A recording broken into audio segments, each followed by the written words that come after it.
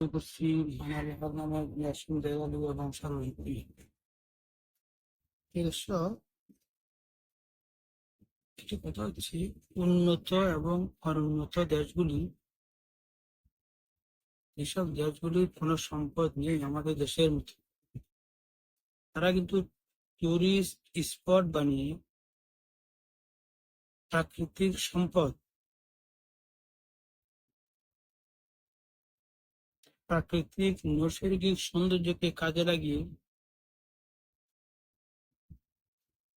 তারা কিন্তু পয়সা হাতিয়ে নিচ্ছে। টুরিস্টদেরকে আকর্ষণ করে তারা কিন্তু লাখ লাখ কোটি কোটি টাকা হাতিয়ে নিচ্ছে।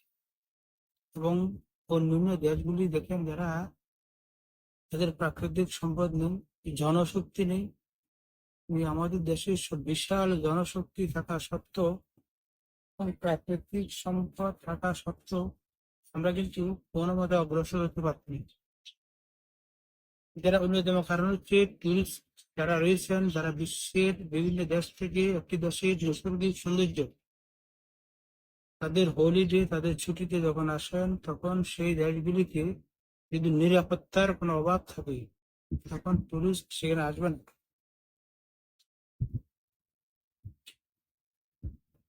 আমাদের দেশ কিন্তু প্রাকৃতিক সৌন্দর্য কোনো অংশ কম নয়। প্রাকৃতিক যে নৈসর্গিক সৌন্দর্য, সেটা কিন্তু বিশ্বের উন্নত দেশগুলিকে টেক্কা দেওয়ার মতো ক্ষমতা আমাদের দেশে রয়েছে।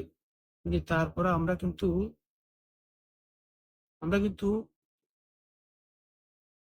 সেই জায়গাটা কাজে লাগাতে পারছি না। তার অন্যতম কারণ হচ্ছে আমার দেশের মানুষগুলি যখন বিদেশি কোনো টুরিস্ট আসে, কোনো পর্যটক আসে, বিদেশ থেকে, বিশেষ করে বাইরের কোনো দেশ থেকে যখন আসে, তখন আমরা হয়রানির শিকার হয়। তারা বিভিন্ন সমস্যার কথা চিন্তা করে আমার দেশগুলো ভিজিট করে। কিন্তু প্রাকৃতিক সৌন্দর্য, আমার দেশ যে সৌন্দর্য, যে নৈসর্গিক যে সব কিছুতে আমাদের দেশ বিশ্বের ধনী ধনী দেশগুলি থেকে আমরা কিন্তু সবার আগে, তারপরে কিন্তু কাজে আসছে না। তা সবার প্রতি, আমাদের দেশের সবার প্রতি অনুরোধ থাকবে, এরকম কিছু না করে দেশ উন্নয়নে, দেশের নৈসর্গিক সৌন্দর্য, পর্যটক আকর্ষণের জন্য সবাই আমরা সহযোগিতা করতে পারি, সরকারকে সেদিকে খেয়াল রাখতে হবে।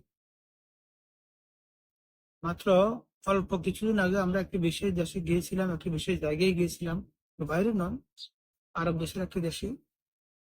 সেখানে গিয়ে দেখতে পেলাম এখানে এমন কোনো সৌন্দর্যের কিছু নেই, কিন্তু নিরাপত্তা রয়েছে। যার কারণে হাজার হাজার আমেরিকান এবং বিশ্বের ইংরেজ দেশগুলি, মধ্যপ্রাচ্য এবং পশ্চিমা দেশগুলি, হাজার হাজার পর্যটক সেখানে অবস্থান করছে। এবং তারা ফ্রি এবং ফ্রিডম ভাবে জীবনযাপন করছে। যার যে যার মতে যেভাবে এসেছে তারা উপভোগ করছে। যে কথাটি বলার উদ্দেশ্য হচ্ছে, আমরা কেন পারছি না? আমাদের দেশে কক্সবাজার থেকে শুরু করে আমাদের যে প্রাকৃতিক সৌন্দর্য, বেশ প্রাকৃতিক নিসর্গতা, আমার দেশের নদী, খাল, বিল, এগুলার যে সৌন্দর্য রয়েছে, কিন্তু আমরা সেটা পারছি না। তাই সবার প্রতি অনুরোধ থাকবে, যেখানে যে কোনো জায়গায় যে কোনো টুরিস্ট বা পর্যটক আসুক না কেন, আমরা সবাইকে কিন্তু তাদের ফ্রিডম, তারা যেন বিচরণ করতে পারে, নৈসর্গিক সৌন্দর্য, প্রাকৃতিক সৌন্দর্য যেন তারা নিতে পারে, তারা যেন মুগ্ধ হয়, সেদিকে খেয়াল রাখবেন। আগে পর্যন্ত সবাইকে সালাম ও শুভেচ্ছা জানিয়ে শেষ করছি। সালাম আলাইকুম।